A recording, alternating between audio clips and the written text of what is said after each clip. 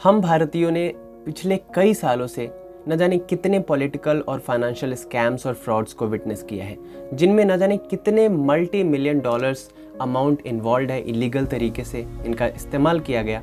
बहुत सारे स्कैम्स हमें पता है, बहुत सारे स्कैम्स हमें नहीं पता है। तो जिनको हम नहीं जानते, जो हमारी नज़रों से अभी भी दूर है, उनकी बात नहीं करेंगे। इस सीरीज़ में हम बात करने वाले हैं इंडिया के टॉप 10 स्कैम्स की या स्कैंडल्स की। आज है डे 1 और नंबर 10 पे मैंने रखा है हवाला स्कैम को। और इस वीडियो में हम बात करेंगे हवाला स्कैम की, जिसने पूरे देश को हिला करके रख दिया था, चाहे वो सत्ता के लोग हो चाहे विपक्ष के लोग हो। हवाला स्कैम को जानने से पहले हमें जानना पड़ेगा कि ये वर्ड जो हवाला है, इसका मतलब क्या है। तो देखिए, एक होता है लीगल बैंकिंग सिस्टम और एक होता है इलीगल बैंकिंग सिस्टम।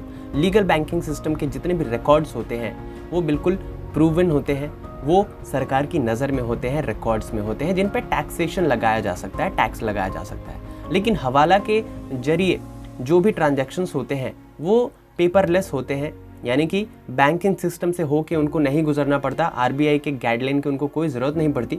इसमें क्या होता है, मैन टू मैन इंटरेक्शन होता है। अगर आप एक देश से दूसरे देश में पैसा ट्रांसफ़र करना चाहते हैं तो ह्यूमन के जरिए आप भेज सकते हैं एक जगह से दूसरे जगह। इस तरीके से आप सरकार की नज़र से बच जाते हैं।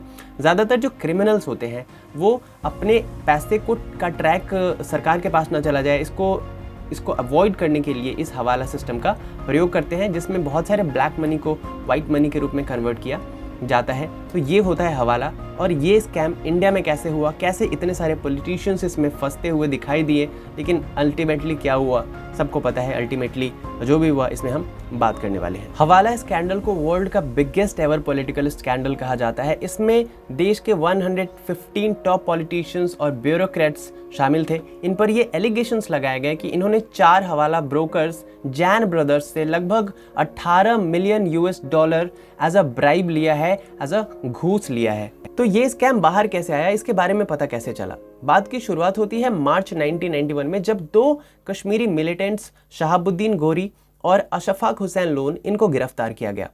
उनसे जब पूछताछ किया सीबीआई ने, तो उन्होंने 2 हाई प्रोफाइल हवाला ऑपरेटर्स का नाम लिया, जिनका नाम था शंभू दयाल शर्मा और मूलचंद शाह। इनको तुरंत गिरफ्तार कर लिया गया और जब इनसे पूछताछ की गई, इनकी टेस्टिमनी की गई, तब ये स्कैम परत दर परत खुलने लग गया।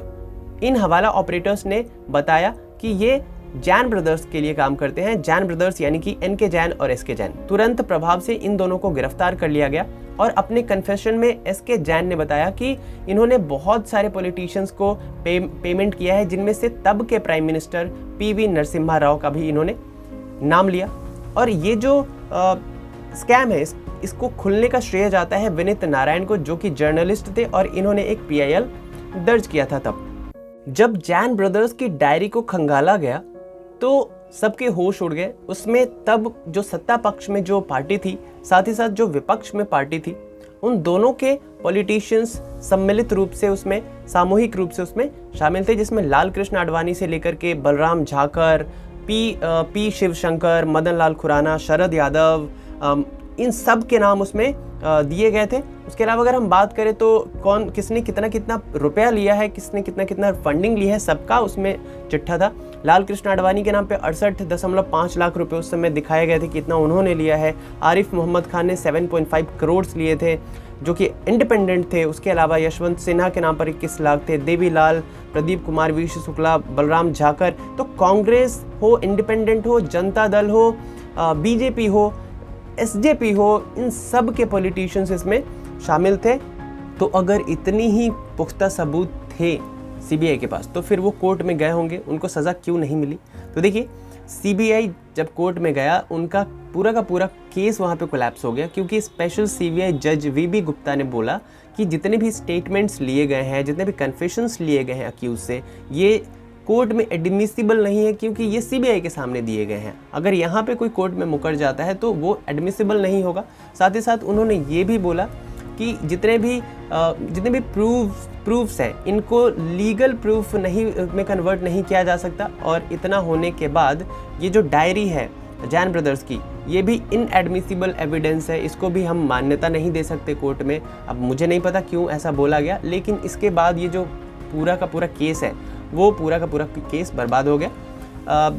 कोलैप्स हो गया। उसके बाद फिर क्या हुआ, अब थोड़ा सा इसमें जो जान भरने की कोशिश की गई थी ये PIL के द्वारा, पब्लिक इंटरेस्ट लिटिगेशन के द्वारा, विनीत नारायण जो कि जर्नलिस्ट हैं।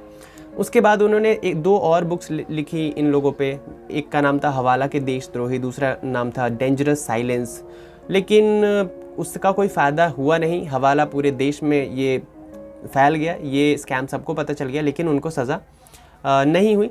जैन जो ब्रदर्स हैं ये अभी भी है प्रॉब्लम में, क्योंकि बहुत सारा टैक्स बकाया है इन पे, लगभग 79 करोड़ के आसपास 5 असेसमेंट ईयर का। और नागपुर ट्रिब्यूनल में इनकी जो अपील है वो अभी भी पेंडिंग पड़ी हुई है। 14 जुलाई 1997 को जस्टिस GS वर्मा ने पूरे ओपन कोर्ट में अनाउंस किया कि उनको और उनके भाई जस्टिस SC सेन को लगातार ऊपर से प्रेशर मिलता आ रहा था कि इस हवाला केस को बंद किया जाए। अब देश के लोग ऐसे शॉक्ड रह गए कि इंडिपेंडेंट जुडिशरी को कौन ऐसा कह रहा है और किसने इसे ऐसी हिम्मत दिखाई एपेक्स कोर्ट को, तो उन पे कंटेम्प्ट ऑफ कोर्ट लगना चाहिए और उनका नाम बताया जाए, उनको एक्सपोज किया जाए, उनको पनिश किया जाए। लेकिन 2 साल बाद सरप्राइजिंगली डॉक्टर जॉली बंसल इन्होंने कन्फेस किया कि यही वो इंसान है जिन्होंने उन दोनों वकील को, यानी कि जस्टिस JS वर्मा को और SC सेन को चुप रहने के लिए मैनेज किया था। और इन्होंने पूरे ये खुले में एफिडेविट में ये बात कही, और ये इस एफिडेविट में उन्होंने सीरियस एलिगेशंस लगाए इन दोनों वकील पे कि कैसे ये इमोरल प्रैक्टिस करते थे जस्टिस वर्मा और जस्टिस सेन। और हद तो तब हो गई जब इतना बोलने के बाद भी डॉक्टर बंसल पे कोई भी कंटेम्प्ट ऑफ कोर्ट नहीं लगाया गया, कोई भी प्रोसीडिंग्स इन पे नहीं ली गई। और फाइनली क्या हुआ, कन्विक्शन में जितने भी लोग थे इस हवाला केस के अंदर में सबको लेट ऑफ कर दिया गया, सबको आज़ाद कर दिया गया। और समय समय पर ये हवाला केस की चर्चा होती रहती है और सबको पता भी इसमें कौन कौन से लोग इन्वॉल्व थे, लेकिन फिर भी उनको जब तक सज़ा नहीं मिली तब तक हम उनको दोषी नहीं कह सकते। और ये हमारा कानून कहता है कि इनोसेंट अनटिल प्रूवन गिल्टी। लेकिन सच्चाई क्या है ये हम सबको कहीं ना कहीं पता है। ये थी पहली वीडियो, इसमें हमने हवाला केस के बारे में बात की। दूसरी वीडियो में एक और स्कैम को लेकर आएंगे। उम्मीद करता हूँ वीडियो पसंद आई है तो लाइक करेंगे, कमेंट करेंगे, शेयर करेंगे और चैनल पर नए हैं तो सब्सक्राइब करेंगे। Thank you.